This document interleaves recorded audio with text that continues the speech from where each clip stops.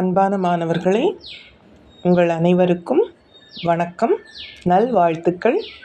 நீங்கள் சிறப்பான முறையில் இந்த பள்ளி கல்வியை முடித்து உயர்கல்வியான கல்லூரி கல்விக்கு வருவதற்கு உங்களை அன்போடு வரவேற்கிறேன்.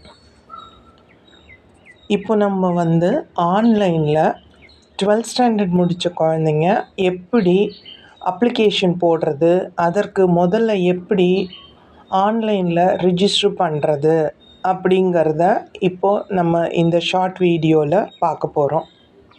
முதல்ல உங்களுடைய மொபைலில் கவர்மெண்ட் ஆர்ட்ஸ் காலேஜ் அட்மிஷன் அப்படின்னு போடணும். அப்படி டைப் பண்ணும் பொழுது நம்மளுக்கு இந்த மாதிரியான முதல்ல ஒரு லிங்க் கிடைக்கும். அதை நம்ம கிளிக் பண்ணணும். இப்போது நம்மளுக்கு இனி ஒரு பேஜ் ஓப்பன் ஆகும்.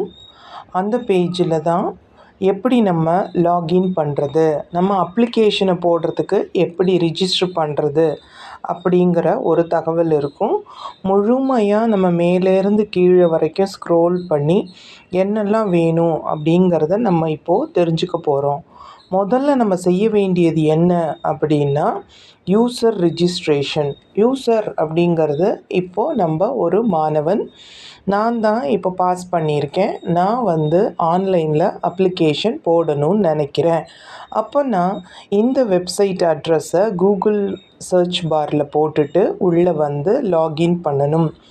லாகின் ஆகிறதுக்கு செய்ய வேண்டியதுக்கு பேர் தான் யூசர் ரெஜிஸ்ட்ரேஷன். இந்த ப்ளூ கலரில் இருக்கு இல்லையா, இது. அந்த ரிஜிஸ்ட்ரேஷனில் நாம் கொடுக்குற தகவல்கள் என்னென்ன, அதை சரியாக கொடுக்கணும். நம்மளுடைய பேர், அதுக்கப்புறம் நம்மளுடைய மொபைல் நம்பர், நம்மளுக்கு ஒரு மெயில் ஐடி இல்லைன்னா நாம் ஒரு மெயில் ஐடியை க்ரியேட் பண்ணி வச்சுக்கணும். இது 3 மினிமமாக நம்மளுக்கு தேவையான விஷயங்கள். அப்புறம் செகண்ட் ஸ்டெப்பில் லாகின் இருக்குது. முடிச்சுட்டு வெளியில் மறுபடியும் இந்த ஸ்க்ரீனில் அட்மிஷன் போர்ட்டல் ஓப்பன் பண்ணி லாகின் பண்ணணும். அதுக்கடுத்து next step user name password கொடுத்து லாகின் பண்ணால் நம்மளை பற்றிய சுய விவர குறிப்பு இருக்கும். அதை ஃபில் பண்ணி சேவ் பண்ணிவிட்டு அடுத்ததை கிளிக் பண்ணோன்னா என்ன ரிசர்வேஷன் இன்ஃபர்மேஷன் நம்ம கொடுக்கணும், அந்த டீட்டெயில்ஸை ஃபில் பண்ணணும். சேவ் பண்ணிவிட்டு நெக்ஸ்ட்டு கொடுக்கணும். அப்புறம் ஸ்காலர்ஷிப் இன்ஃபர்மேஷன், நம்மளுக்கு என்ன ஸ்காலர்ஷிப் டீட்டெயில்ஸ் இருக்குது அதில் போய் பார்க்கும் பொழுது நம்மளுக்கு தகவல்கள் தெரியும்.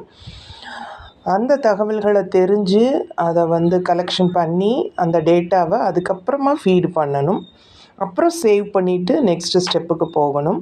எதுக்காக சேவ் பண்ணுறோம் அப்படின்னா அடுத்த ஸ்டெப்புக்கு இப்போ 5 ஸ்டெப்பு ஃபில்லப் பண்ணிட்டோம் அப்படின்னா 6வது ஸ்டெப்புக்கு போகும்போது ஏற்கனவே சேவ் பண்ணியிருந்தால் அந்த டேட்டாஸ் அவைலபிளாக இருக்கும். திரும்பவும் முதலேருந்து நம்ம டைப் பண்ணிகிட்ருக்கிறதுக்கு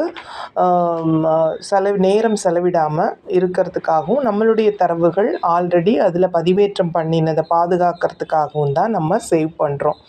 அப்புறம் ஸ்கூல் இன்ஃபர்மேஷன், எந்த ஸ்கூலில் படித்தோம், எந்த வருஷம், ரெஜிஸ்டர் நம்பர் என்ன அப்படிங்கிறது. அப்புறம் அகடமிக் இன்ஃபர்மேஷன், அதெல்லாம் முடிச்சாச்சுன்னா நம்மளுடைய முழு தகவல்களையும் நம்ம தரவேற்றம் பண்ணியிருக்கிறோம். இதை நம்ம ப்ரிவ்யூ பண்ணணும். எல்லாமே கரெக்டு தான் பண்ணியிருக்கோமா, எல்லா தகவல்களும் விடுபடாமல் இருக்கா. இப்போ சிகப்பு கலரில் மேண்டேட்ரின்னு சொல்லியிருப்பாங்க. மேண்டேட்ரி அப்படின்னா கட்டாயமாக நம்ம ஃபில் பண்ண வேண்டிய தகவல்கள், பூர்த்தி பண்ண வேண்டிய தகவல்கள், அது எல்லாத்தையும் கரெக்ட் பண்ணிட்டோன்னா அதுக்கப்புறம் காலேஜ் செலெக்ஷன். நம்ம ஒரு காலேஜில் எல்லா டிபார்ட்மெண்ட்டும் நாம் செலெக்ஷன் பண்ணிக்கலாம். எத்தனை காலேஜ் வேணாலும் நம்ம செலக்ட் பண்ணிக்கலாம். அதை ஃபில் பண்ணிவிட்டு அதை சேவ் பண்ணிவிட்டு அதுக்கப்புறம் நம்ம பேமெண்ட் செக்ஷனுக்கு போகணும். ஒரு கல்லூரிக்கு ஒரு அப்ளிகேஷன் 50 ரூபான்னு போட்டிருக்கிறாங்க. உங்களுடைய கம்யூனிட்டி கோட்டாவுக்கு எந்த அளவு பணம் கட்டணத்தொகை இருக்கோ அந்த கட்டணத்தொகை அதுவே கம்ப்யூட் பண்ணி போட்டிருக்கோம். அதை நம்ம செலக்ட் பண்ணி ஆன்லைனில் பே பண்ணணும். பே பண்ணி முடித்தோடனே ரெசிப்ட் வரும். அதுக்கப்புறம் டவுன்லோட் பண்ணணும். டவுன்லோட் பண்ணி வச்சதுக்கப்புறமா சர்டிஃபிகேட் அப்லோட் பண்ணுறதுக்குரிய காலம் இருக்கும். நாம் இப்போது அப்ளிகேஷனை அப்லோட் பண்ணுறதுக்கான வரைக்கும் இப்போ நம்ம பார்க்கலாம்.